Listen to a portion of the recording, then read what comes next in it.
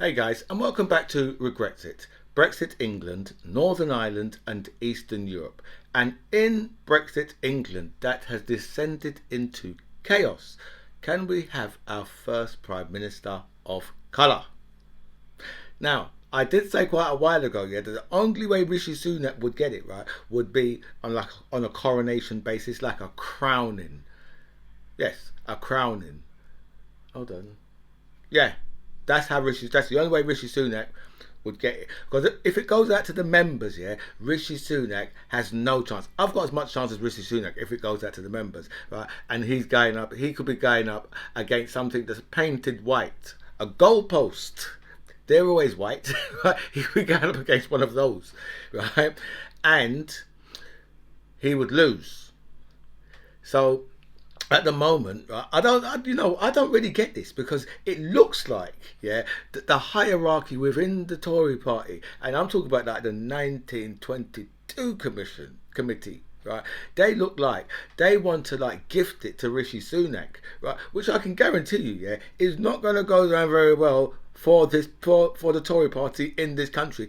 In fact, right, that could be the end of the Tory party if they gift this to Rishi Sunak. And right now, yeah, Rishi Sunak was on.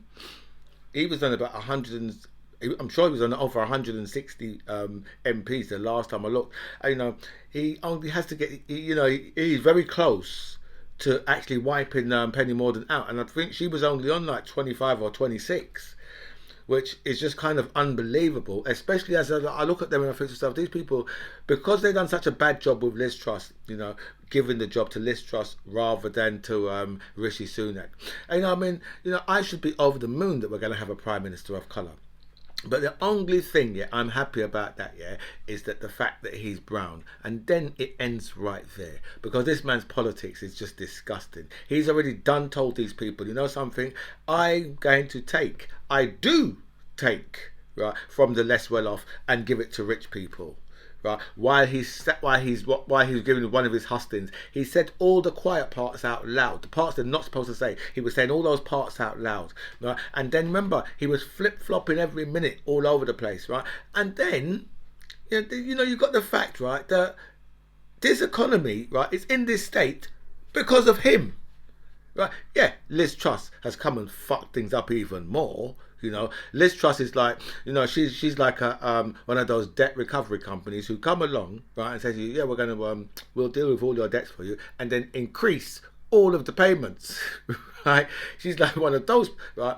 But, right, Rishi Sunak, and I say Rishi Sunak and George Osborne, right, are the people mainly responsible for how our economy is, because those are the people who fucked our economy up. I mean, Rishi Sunak, had destroyed our economy. And I hear, right, if you see like the work, I see a report this morning from Barnsley, right, and I thought to myself, really, there's Tory supporters in Barnsley, really, really.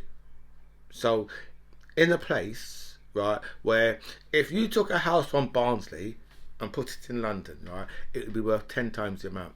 Anywhere in Barnsley, you took a house from there, right, because you can get houses in Barnsley for probably for 60, 70 grand quite easily.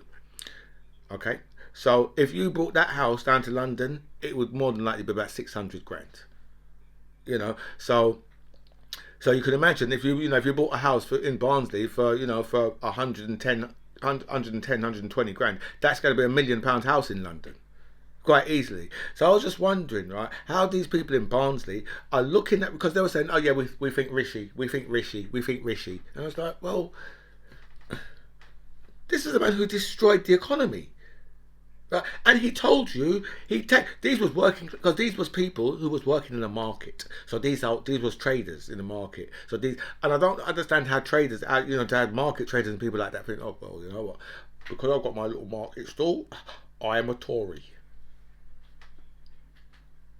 So yeah, but you should also have a house with a swimming pool that goes with that, right? For you to be a Tory. Okay, right. So a lot of the market traders, yeah, and they're saying, yeah, I think Rishi. And I was like, well, seriously, even though you heard him say the quiet parts out loud, And you're still saying, well, I think Rishi. What you should be saying is, I think none of them. Right? What we need is a general election. And you know, right now, there's 3 ways that there could be a general election. But 2 of those ways would mean turkeys voting for Christmas. And you know already, when it comes down to an individual decision, is different from making a collective decision, where you make a collective decision, everyone to lose their own freedom of movement. You make that decision collectively. But if it comes down to a personal decision, most people will be like, oh no, I'm not staying in my house for the rest of my life. Oh no. I want my freedom of movement to be able to walk outside my house. Most people would be like that, right? So now, it's whether or not, we'll see with the Tories, whether or not they're prepared to call an election, because they could call an election. And or what could happen is Labour could call a vote of no confidence in them, but a few Tory MPs would need to vote no confidence in their own government. And with how strong racist feelings are, and they're going to go and put brown guy, right, a Hindu, a short Asian, that wasn't my words, by the way, that's somebody else said that about him, into power. I'm not sure, whether or not there's Tory MPs out there who'll be like, oh no, oh no, I'm not having none of this, and I'm prepared to vote, right, to no confidence in my own government. Now, whether or not there are Tory MPs out there who will do that, but you see, the thing with racism, racism, it's a gene that these people are born with, right? And I don't think there's probably not much they can do about it, right? It's just unfortunate for them. Just not much they can do about it. So, a lot of them, right, would be prepared to commit harry-carry, right, just so that they can fuck that man up, right? That is, that's the truth, because look, I mean, it takes a level of racism to vote to lose your own freedom of movement, and to vote to put all that red tape in front of your business, voting knowing that you're going to fuck your country over. That takes some strong racism to do that. I mean, you have to have some hardcore racism within you, right, to vote for that. But they did. I can't even say we did, because I voted Remain. So I can't say we did, but they did. They voted for that and they won it. They took away their own freedom of movement. So, there could be a case, right? Because how the level of the feeling, right, that these people get when they see a black or brown face, right? The hurt, right? The struggle within their minds. That could make them crash head on, right? Killing themselves along with that person. Because that's how strongly they feel, So it could be the case, right? But there is one third way. There's one third way, and that's if King Charles dissolves Parliament. Because people always say, "Oh, King Charles is all ceremonial, all that power. There's no real power. It's all ceremonial, all of it." No, not at all. He has to pass every law. They have to get every law in this country past him. Every single law has to go past him. Everything. Or it was the Queen before. He has to sign off on everything, right? Which I think is the reason why they probably was so glad to get the Rwanda thing through before the Queen passed away, because I'm not sure whether or not Prince Charles would have signed that, and that might have opened him up to the public, to some real criticism from the public, especially if the Tories put out there, we wanted to put this through, but Charles wouldn't sign it off. So that wouldn't go well for the royal family. So it just depends on whether or not the Conservatives will be prepared to put that out there, right, to try and diminish the power of the royal family, right? So so Charles, right, King Charles can, right, dissolve Parliament, and we have an election that way. So that's the 3 ways that we could have an election, right? But whether or not the Tories are going to vote for their own demise, that's another thing altogether. and welcome back to By Any Means Necessary. Thank you so much for all your messages you sent me, and a special thanks here to everybody who signed up to my channel. I feel so blessed with so much people that signed up, so thank you so much for that. I'll go through all your messages, I'll answer as many as I can, but I will like all your messages for definite. And I haven't got my iPad in front of me, right? I've left it in the other room, so I'm just going to have to just carry on, because I'm just going to have to try and remember all the things that I've got written down on there. So I'm not going to stop this and start it again, right? So, where was I going to start? I was going to start with Xi Jinping, right? Obviously in China.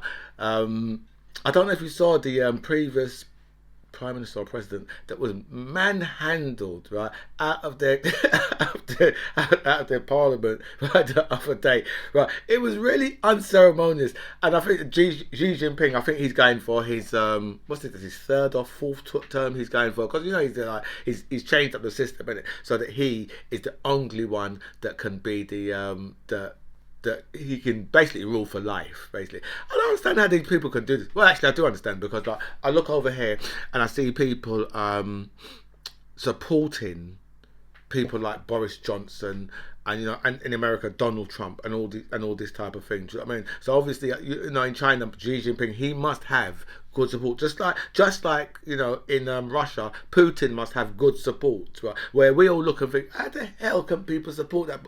But we just have to look over in our countries and we can see the madness that's going on over here. The first thing I should have started was say, well, happy Diwali to everybody, right? Because Diwali is a celebration for all of us, not just for the people from India, right? It's a celebration for all of us. And let me tell you, if you're lucky enough, right, this week to be living next door to someone from India, right, there's an amount of food that's going to be coming through your door. Right? I'm just sorry that I haven't got any Indians living next door to me. Right, because I could do it some of that. I could do it, even though, you know, depends. I mean, because obviously, if your next door neighbours are Hindus, then they're going to be vegetarians, and they're eating some lovely food, but just with no meat. You have to go and find yourself in McDonald's afterwards to go and tuck into a good burger. And President Biden was at it again, yeah. Completely, like, just destroying the Republicans. Just like, you know what, yeah, it really is just like, I don't know, the Republicans are just like, you know, these are some very, very sad individuals, because you know what they're doing, yeah, they was making up a load of noise, right, about they're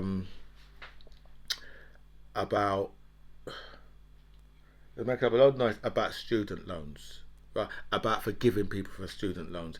And Biden just read out a long list, including like your Lindsey Graham and your Marjorie Taylor Greene and Matt Gaetz and Paul, loads of them. He just read out, right, and it said all of these people, right, have been forgiven hundreds of thousands of dollars, and in some cases millions of dollars, right, in PPE loans, and they've been forgiven these PPE loans. Right, and you know, enough of that. I mean, these people must have voters, right, that are students and have student loans, right, and they're just blatantly, you know what? No.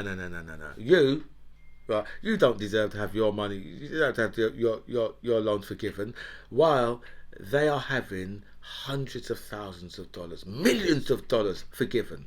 Right. And there's a long list of them, and right, and you know, all of the ones who have come out against his policy, he's called all of them out, right? And you have to wonder to yourself, how do these people get people to still vote for them, even though you can clearly see they don't have your interest? They've got their own interest, because you know, they've had millions or hundreds of thousands of dollars forgiven, right? But when it comes down to you, right, you know, 20 or 30 or $40,000 in student loans. Oh no, yours can't be forgiven. Fuck you, right? Why should you be forgiven for anything? You know, on a serious note, you have to wonder to yourself, yeah, why would anyone vote for these people? Just why? You know, it's kind of just, you know, it's really just kind of crazy. And then we can move back over to Britain, because obviously, you know, we have descended into chaos in this country. Utter chaos. Right? So much so that Boris Johnson decided, you know what, I'm going to cut my holiday short, right, out of my £5,000 a night. I think you get the daytime too. Resort. £5,000 a night. I think that's probably for the three of them. They get, they'll probably get a suite, a good suite for that money, and the kids will probably have a little sex, but £5,000 a night. Right? A lot of families ain't paying that money for their whole holiday with a whole family going for the whole holiday. And these people are voting for these people while they're just rubbing it in your face. They're just like, I'll rub that in your face. That's what they're doing. Right, and then this fool thought that he could come back to this country, right? Because you know what? He's Cincinnatus. No, he was never that. Right? And there was never any hasta la vista. And the good thing about this is I think he's fucked his career for the balance, right, of time now. That's what I think. Because he come back, right, and he claims that he had the numbers. He didn't have the numbers, because if Boris Johnson had 100 MPs, right, backing him, believe me, that would have been put to the public. Straight away, there'd be no if or buts. But there's no way Boris Johnson would back down, right? And then obviously he's trying to make alliances with like Rishi Sunak. He tried to form an alliance, but Rishi Sunak must have said to him like, "I don't think so, because you're fucking toxic, pal." Right? So Boris Johnson would have been like, "Well, I tell you, you could be the Chancellor and me the Prime Minister," because obviously that's what Boris Johnson would have wanted, right? He's not going to go for him to be the Chancellor and Rishi Sunak to be the Prime Minister. That's not what he's going to do, right? But you see, because the Conservative Party they're on damage limitation mode at the moment, right? So that's why a lot of them wanted to bring Boris Johnson back in, because they thought, if we bring Boris Johnson back in, there are a few seats that we think we still can win, even though he's been a complete and utter nightmare. He's been as useless as a chocolate teapot, right? But so Boris Johnson, was just lying about having the numbers, right? But what really got me about the whole thing, right, was Zahawi, Nadeem Zahawi. That Nadeem Zahawi, is one of the biggest clown shows, right, this country has to offer, right? And it just so happens he happens to be a coconut, right, a sellout. And you know something, right? This man, right, is one of the clowniest of clowns, right? He would probably have two red noses on, right, and extra big shoes, because this man is stupid. This man is as thick as one of he's got horses. He's as thick, right? His head is as thick as a horse's backside. That's how thick his head is, right? This guy is stupid. Nadeem Zahawi, right? When I tell you, this guy is Baldrick stupid. Baldrick and George stupid. He's as thick, right, as a thicko, right? You can't get more thicker than Nadeem Zahawi, right? It was what he was backing. It was Liz Truss first of all, and then yesterday, Boris Johnson 2.0 is going to be brilliant, right? We could see that he's changed. That's just like your partner's a motherfucking randy sod, and they just sleep with anything, day or night, don't bother, and that's your partner. And then they come back, you catch them, and they come back and you say, well, listen, break up with them. And 6 weeks later they come back, I've changed. And they haven't fucking changed. They're still the same dirty scumbag they always was. Right, and you're going to go and take them back, and next thing you're going to be banging the next door neighbour. Be serious, right? So Nadeem Zahawi, my God, this man is thick, right? Because now he's come out in support of Rishi Sunak. But I mean, he's not the only one. James Cleverly, he's a damn idiot too. Yesterday he was all about Boris Johnson. But what Boris Johnson done to Nadeem Zahawi, was just savage. Was savage, because Boris Johnson was like, because remember Nadeem Zahawi got the chancellorship from him, and then a couple of hours later Nadeem Zahawi was like, well, you should resign because you're shite at your job. And with that, Boris Johnson must have just waited, because Boris Johnson last night, right, waited until Zahawi put out his tweet about Boris Johnson 2.0, praising Boris Johnson, saying it's the comeback, right? It's the return of the Mac. only for Boris Johnson to wait till he's put that out and then say, I am standing down, I'm not running, right?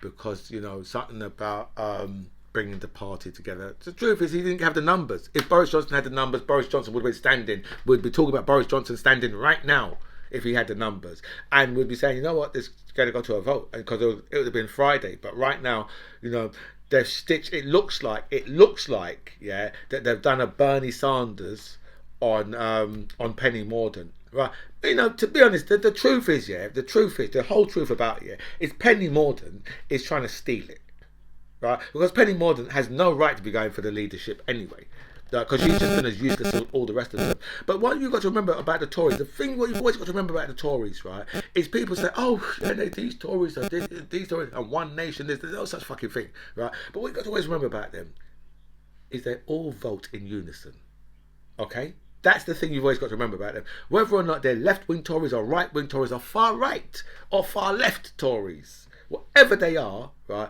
they all vote in unison. And that is always against the interest of the people of this country. Always. Right? That's what you've always got to remember about the Tories. And then we've got some Liverpool Docks. Liverpool Docks, they're going on strike from today for 2 weeks. So that's going to just destroy a lot of the Christmas trade. Because docks, Christmas trade, boats always rocking up from all over the world, boats and ships rocking up from all over the world, right? So that's just going to destroy that. And then we've got the nurses, for the first time in I think 102, 103 years, the nurses are taking a vote on strike action. And and then we've got the ambulance drivers, that would be paramedics, right? And the call centre and their call centre workers, that will be the 999 operators, right, voting on strike action. And the government, the health department has come out and said, oh, well, you are going to make it very dangerous for people. But you see, a lot of these people, because they know they can take the piss out of nurses and doctors and paramedics, because these people, that's a calling, that job. That's why they do it, because they've been called to it. Okay, so that's what they've got over it. They know that these people are very caring, and they know that most of the time they're not going to just allow people to just be like, just leave people in the hospital. They know that they're going to be there to look after people, right? So the government rely on that, and you've got like heavy tea, right? Therese Coffee, right? Telling the nurses straight, you don't deserve any more than's been set out for you, and furthermore, you're not going to get any more.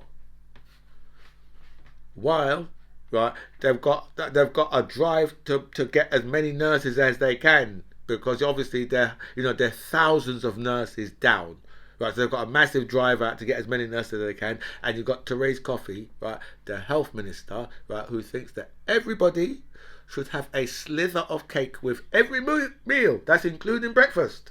Right, and her slither of cake obviously would be a full-size gâteau. And I know you might say, gâteau's not a cake. Well, I like it as cake.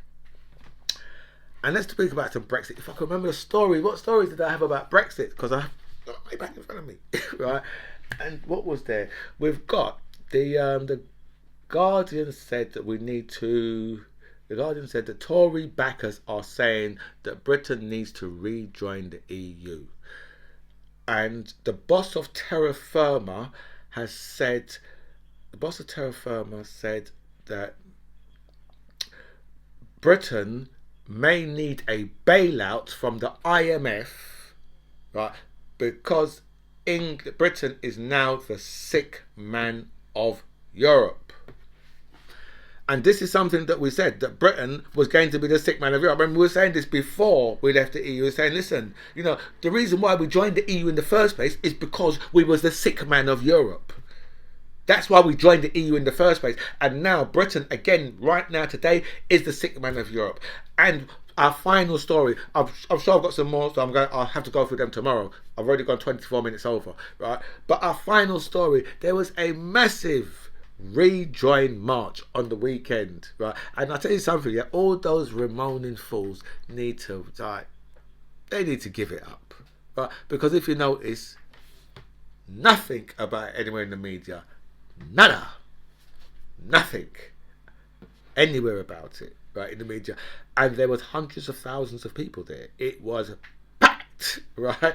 Hundreds of thousands of people and nothing. I mean, if they smashed a few shop windows, right, then they would have been all over the media. But, right, where they, where obviously they don't need the rest of the country to really know. People travel from all up in the country, from all over the country. People travelled to go to that march on Saturday, and there's been nothing about it. There's been a few people on the radio talking about it, but no one's done any big shows about it. I haven't seen any on any of the news. Even on GM, Good Morning Britain, didn't see it on there or anything this morning. So but obviously, they've got other things that they want to speak about. But when you've got people, the people like the boss of Terra Firma coming out and saying, listen, something, Britain is now the sick man of Europe. Britain has to get itself in order. And I can't really see, obviously, because Keir Starmer, the way how Keir Starmer's talking, right? Well, he's already given up on rejoining the EU. So we're not going to rejoin in that sense. No way, right? With a Keir Starmer government. You know what I mean? But you just have to wonder, because things are only going to get worse and worse and worse, progressively worse over the years, because that's all that can happen, right? And you've seen already, as we're speaking now, our fuel prices, our petrol and diesel prices are going back up, because my local station has gone up by 9 pence. Right? Remember how when it goes down, it goes down by 2 pence, or 1.7 pence, 2.1 pence, right? But when it goes up, right, 10 pence, 9 pence, 12 pence, 15 pence, straight. Because this, my friends, is rip off Britain. And I have to bow out because I've gone 6 minutes over than what I was supposed to. But I've got no iPad in front of me, so I just had to do that straight and just everything off memory. My friends, I have to bow out of here. This, my friends, is by any means necessary. I'm the MC John Ribs. It was really nice to speak to you guys. Comments below.